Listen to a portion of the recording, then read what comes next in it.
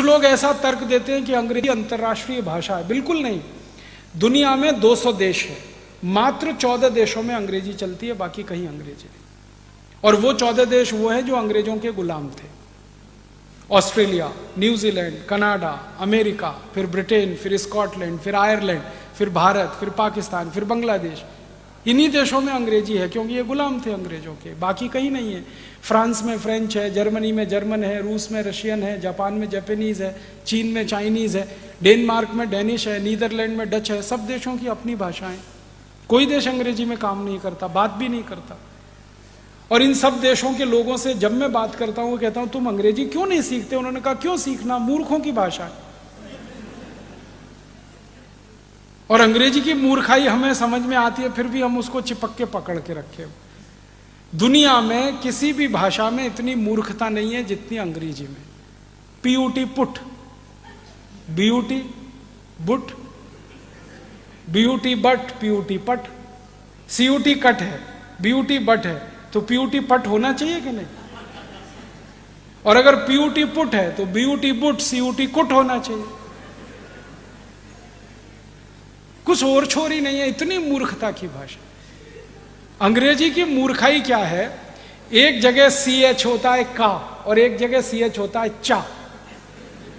अंग्रेजी का एक शब्द है केमिस्ट्री, CHEMISTRY, केमिस्ट्री, ठीक है?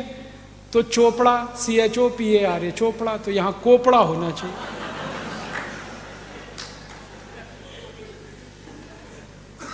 और अगर CHOPARA चोपड़ा है तो उधर केमिस्ट्री होना चाहिए, CHEMISTRY में। और जब भी अंग्रेजी के लोगों से बात करो ये क्या चक्कर है, वो कहते पता नहीं, अब है तो हम कर रहे हैं। मूर्खों की भाषा ऐसी होती है। अंग्रेजी जो है ना, बहुत बहुत बहुत बहुत रद्दी भाषा है। इसके पास शब्द नहीं है अपने। 5वीं शताब्दी में तो ये भाषा बनी है। आपको मालूम है अंग्रेजी का इतिहास मुश्किल से 1000, 1200, 1500 साल पुराना। 5वीं शताब्दी के पहले तो अंग्रेजी ही नहीं थी।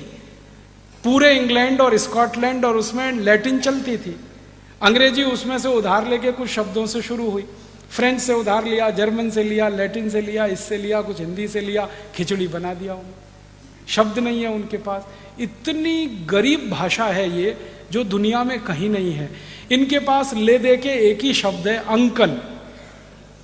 काका, मामा, मौसा, फूफा, काका का काका, मामा का मामा, मौसा का मौसा, सब एक ही है, अंकल।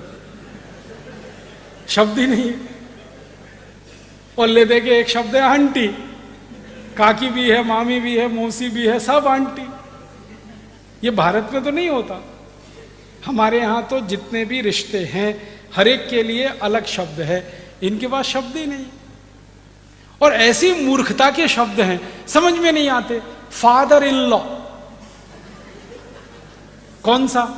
इधर वाला कौन सा father in? Mother in law कौन सी? इधर वाली की इधर वाली?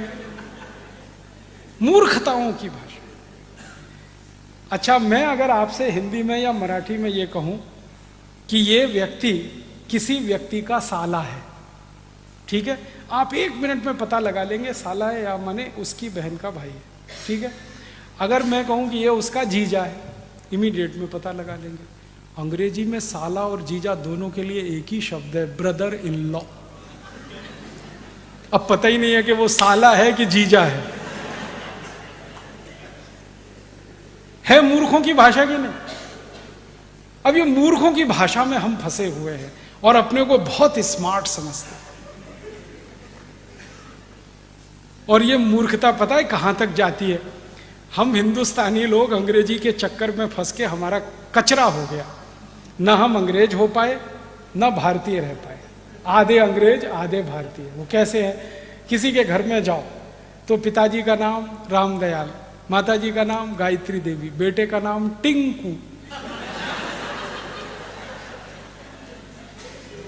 अब मैं पूछता हूं ये रामदयाल और गायत्री देवी का टिंकू कहां से आया? और जिन्होंने नाम रखा है ना टिंकू, उनको पूछता हूं आपको इसका अर्थ मालूम है? टिंकू अंग्रेजी की वेबस्टर डिक्शनरी में टिंकू का अर्थ है आवारा लड़का। जो बाप की ना सुने, माँ की ना सुने, वो टिंकू है। और यहां अच्छे खासे अपने बेटे को आप टिंकू बोल बोल के टिंकू बना रहे। क्या मूर्खता के नाम रखे, कैसे कैसे नाम रखते हैं, डब्लू, बबलू, पिंकू, टिंकू, बबली, डबली, ट्विंकल, डिंपल। क्या मूर्खता, कुछ नामों की कमी है अपने संस्कृत में, मराठी में, हिंदी में, क्यों आप ये फालतू अंग्रेजी नाम। और ऐसी मूर्खाई है इस देश में अंग्रेजी के नाम पे। कभी कभी कुछ घरों में मैं चला जाता हूँ भोजन आदि करने के लिए, क्योंकि मैं भोजन होटल में नहीं करता, ठहरता भी होटल में नहीं, किसी के घर में ठहरता हूँ, खाता भी घर में ही हूँ, तो अक्सर घरों में जाता रहता हूँ, तो वहाँ अंग्रेजी की मूर्खाई दिखाई देती है। अभी थोड़े दिन पहले मैं किसी के घर में गया दिल्ली, तो उनके एक छोटे से बेटे को माता पिता ने मेरे सामने लाके खड़ा कर दिया, ये हमारा बेटा है। मैंने कहा ठीक है, बहुत अच्छा, ये बहुत होशियार है। मैंने कहा अच्छा, ये बहुत अच्छी कविताएं सुनाता। मैंने कहा अच्छा, सुनवाओ जरा। तो उन्होंने कहा बेटे पोइम सुनाओ अंकल को। मैंने कहा मैं अंकल तो नहीं हूँ। कहने लगे फिर क्या है। मैंने कहा काका बना लो, मामा बना लो, कुछ बना लो, अंकल तो नहीं हूँ। जो सुविधा है बना लो, मामा बना लो, काका बना लो, कुछ कर लो। तो फिर बच्चे ने कविता सुनाना शुरू किया, rain rain go away come again another day little baby wants to play. मैंने बच्चे को पूछा तुमको अर्थ मालूम है इस कविता का? नहीं मालूम। क्यों सीखा? मम्मा ने सिखाया।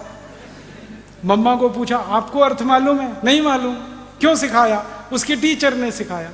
टीचर को फोन लगाया, आपको अर्थ मालूम है इस कविता का? नहीं मालूम। किसने सिखाया? हमारे टीचर ने सिखाया। अब मूर्खों के मूर्ख कविता सिखा रहे हैं, rain rain go away come again another day. फिर मैंने उस बच्चे को समझाया इस कविता का अर्थ है बारिश बारिश तुम चली जाओ, यहाँ मत आओ क्योंकि मुझे खेलना। अब भारत के बच्चे ये कविताएं गाएं, बारिश बारिश तुम चली जाओ यहाँ मत आओ, और करोड़ों बच्चे ये कविताएं गाएं, भगवान ने सुन ली तो?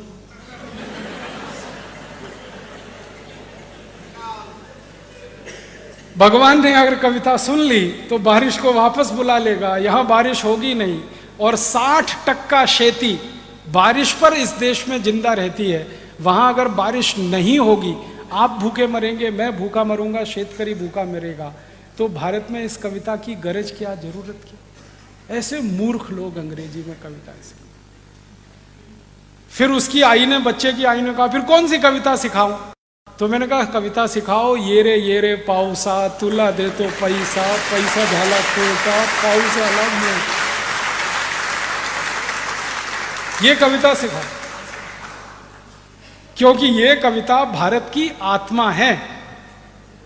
आत्मा क्यों है? जिस देश में 60% खेती पाउस आधारित है, उस देश में पाउस को बुलाने की ही कविता हो सकती है, भगाने की कैसे हो सकती है? तो हमारे बच्चों को तो यही सिखाना चाहिए, बारिश बारिश तुम जल्दी आओ, बार बार आओ, मैं तुमको पैसा देना चाहता हूं इसलिए आओ। ये भारत की कविता है। अंग्रेजों की कविता रेन रेन गो अवे। कविता भी जो होती है ना, वो अपनी जरूरत, अपनी संस्कृति, अपनी सभ्यता, अपनी परंपरा से निकलती है। अंग्रेजों की संस्कृति, अंग्रेजों की सभ्यता, उनकी परंपरा हमसे बिल्कुल अलग है। इंग्लैंड में बारिश कभी भी आती है, यूरोप में बारिश कभी भी आती है। वहाँ के बच्चे शाम को बाहर खेल नहीं सकते, कभी भी मौसम खराब हो जाता है, इसलिए वो कविता गाते हैं रेन रेन गो अवे। हमारे यहाँ तो बारिश साल में सिर्फ 3 महीने आती है और उसका दिन फिक्स है, इस दिन से लेकर इस दिन तक। तो हम कैसे गा सकते हैं रेन रेन गो अवे? और बारिश का समय जब निश्चित है और बारिश पर पूरे देश की अर्थव्यवस्था निश्चित है, तभी इस देश में बारिश आधारित बहुत सारे साहित्य लिखे गए हैं, बहुत सारी किताबें लिखी गई हैं। हमारे देश में महाकवि कालिदास ने जो मेघों का वर्णन किया है, और उसमें से जो उस उत्साह उत्पन्न होता है सुनकर, बोलकर, वो हमारी संस्कृति का हिस्सा है, क्योंकि जरूरत है हमारी।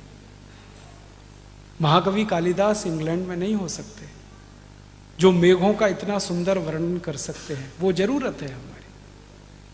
तो हम तो हमारी जरूरत सभ्यता, संस्कृति, परंपरा में से लेंगे, अंग्रेजों की सभ्यता, संस्कृति, परंपरा से हमारी जरूरत पूरी नहीं। तो इस अंग्रेजियत को छोड़िए, आप भाषा को छोड़िए। अंग्रेजों को आपने छोड़ दिया, इस भाषा को क्यों पकड़ के रखा है? अपनी जिंदगी से निकालिए इसको।